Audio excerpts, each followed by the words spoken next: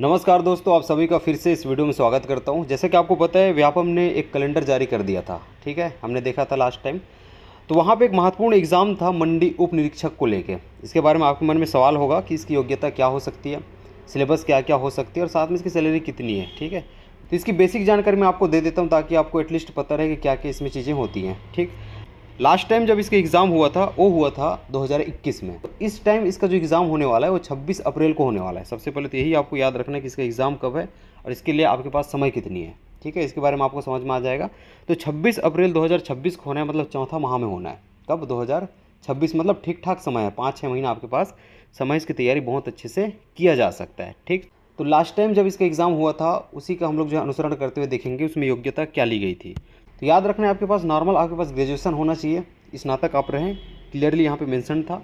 तो आपके पास याद रखना है ग्रेजुएशन होनी चाहिए, आप ग्रेजुएट रहें। इसकी सैलरी की मैं बात करूँ तो 25,300 से 80,500, मतलब बहुत अच्छी पोस्ट है। अब इसके सिलेबस में आ जाएंगे कि क्या क्या पूछा गया था। तो इसके सिलेबस को जो है 3 भाग में डिवाइड किया गया था, भाग 1, भाग 2 और भाग 3। ठीक है, तो इसको एक बार देखने की कोशिश करना। भाग 1 के अंतर्गत 3 सब्जेक्ट रखे गए थे। एक हिंदी है, इंग्लिश है और गणित है। हिंदी 10 नंबर का था, इंग्लिश 10 नंबर का था, गणित आपके पास 30 नंबर का था। टोटल नंबर इसमें 50 थे, मतलब भाग 1 के अंतर्गत 50 नंबर के क्वेश्चन आपके पास पूछे गए। तो जो आपके पास होते हैं, आप जनरली पढ़ते हैं, वही चीज़ें हैं। तो इसको आप PDF में पढ़ लेंगे तो ज़्यादा बेटर रहेगा। यहाँ पे पढ़ूंगा तो आप वैसे भी बोर हो सकते हो। आगे चलता हूँ भाग 2 के अंतर्गत। भाग 2 के अंतर्गत आपके पास थे टोटल 80 नंबर के क्वेश्चन। कितने? 80 नंबर के क्वेश्चन थे। इसमें रीजनिंग को जोड़ा गया था 15 नंबर का। इंडियन GS आप देखेंगे तो 35 नंबर का था। करंट अफेयर्स यहाँ पे 15 नंबर का था। छत्तीसगढ़ GS, मतलब छत्तीसगढ़ की सामान्य जानकारी, आपको 15 नंबर का है ना मांगा गया था।